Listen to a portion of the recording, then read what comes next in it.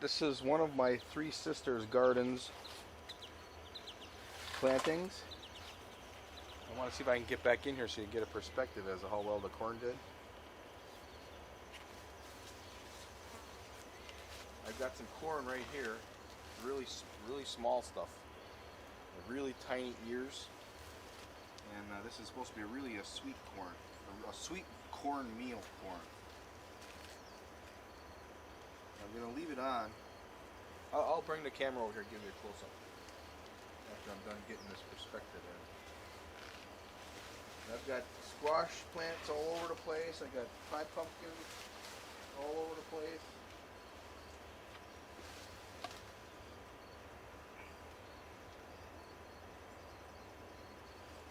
And that pumpkin is definitely finished.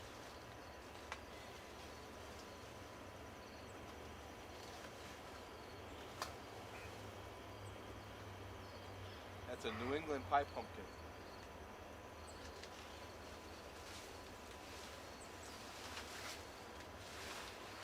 We got beans. These are soup beans. Here's the corn. I'd say it's 11, 12 feet high. We got a lot of ears. This is really a late developing corn. And you can tell there's kernels in there. This is an Indian corn. This is Hooker's Indian Sweet. This is an Indian corn, and behind it is a shoe pig corn. That's how tall it is. This corn was planted in a trench of fish entrails. I actually planted the fish. These are the fish I caught through ice fishing season, and I dug a trench and I just filled it with fish entrails. And of course, covered it back up, and that was in, I don't know, April. And in May, I think, I planted these corn right over the top of the trench, and they definitely turned those fish entrails into something good.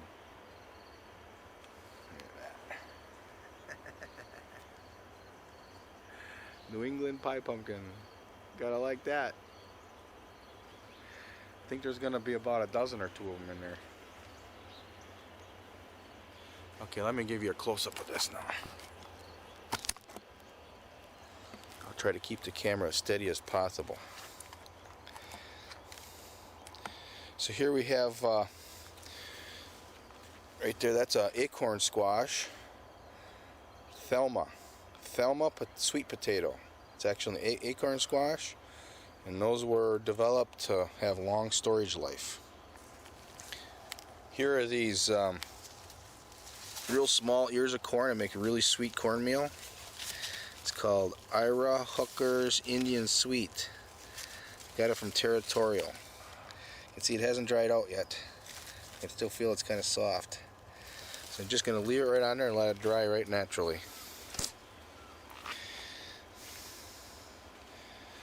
See what else we can find in here.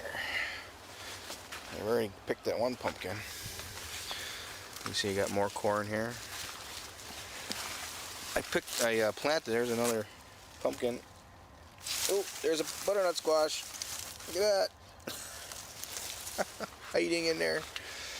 But I planted the lower growing corn in the forward, and I thought this was a lower growing corn as well, but I guess I must have read the directions wrong or something. So this is actually really tall. Here's this red silky corn. That actually is a shoe pig corn, and this white is the Indian corn for cornmeal. I'm trying to concentrate more on crops that store than to do crops that I can eat right away. I'm heavyweight on storage vegetables. I see another. Oh, there's a banana. That's a banana squash. You see, the squash has done its job. It has covered the soil, covered the bare areas of the garden, and kept moisture from evaporating away. And these are speckled cranberry beans. They can be eaten as a sweet bean, but they're known as a big soup bean, and you can just feel them. They're just monster beans in there. So I'm going to let those totally dry. I won't be picking anything in here until probably end of October. I won't be taking any corn out until the corn is totally brown and the ears are actually drooping away from the stalk. So I've got a couple months yet before I can get in here and start harvesting. But I gotta talk about these beans a little bit.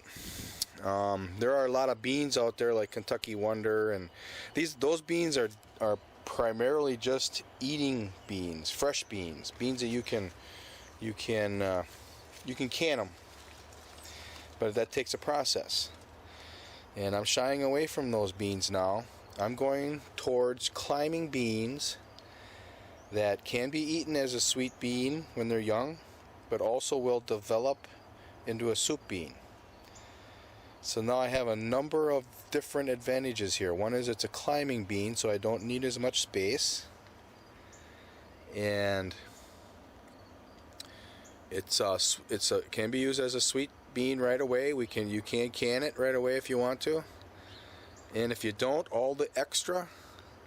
If you don't eat any sweet beans, or let's say you just eat a few, all the extra now can develop into dry soup beans. And that's just a simple process of letting them dry on the pod, hanging from their plant, hanging from their stem, and then you just pull the beans out of the pods and put it in a jar. So that's what I want to do. And then of course we have the corn. And you can eat the cornmeal corn as a sweet corn if you pick it right away in the milk stage, as soon as it gets in the milk stage. So it has that advantage. And then of course you don't pick them all, and you let them dry, and now they become a cornmeal. And if you let them dry all on their own out here and you make them into a cornmeal, there ain't much of a process there either. I've got a little stone grinder. You just put them in the hopper and you turn the crank. So this Three Sisters planting has been a roaring success. I've got two different types of climbing beans. Actually, I got three different types of climbing beans in here. One is this is a rattlesnake. That's the rattlesnake. This is the speckled cranberry. And that right there is the scarlet runner. You can see some speckled cranberries back in here too. Yeah, down in there. They have a nice look to them. Okay. Soup pig corn, we got that covered. And we got some pigweed in here, and wild amaranth. MI Wilderness just had a little segment on how he lets his grow in the corn too, because it's a companion plant. And I didn't realize this, but he said the Native Americans actually harvested this and used it as a food source. So that's interesting. MI Wilderness is on YouTube. MI stands for Michigan and Wilderness. Okay. Well, we might as well get this front part. This I planted in squash. That's again one of those Thelma sweet potatoes, and then there's one other type of squash in here, and there's a couple of them. It's a Japanese squash. Ooh, look at the slug on there. Can't get through that chunk, can you?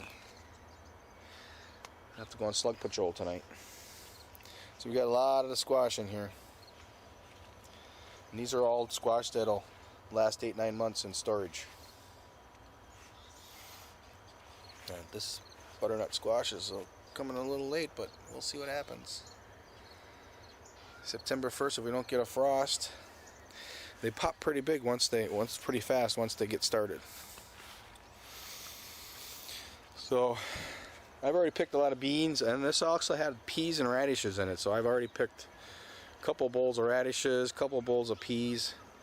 There's some blackberry bushes kind of hidden in the fence line, and we've ate a couple handfuls of blackberries. So obviously those I can't measure, but maybe at the end of this, when I harvest all this, I'll pile it all up and weigh it or something. Say, this is how many pounds of food I got out of this little bitty garden, 15 by 15. Okay, let's go off to the next one. Charlie has a big garden.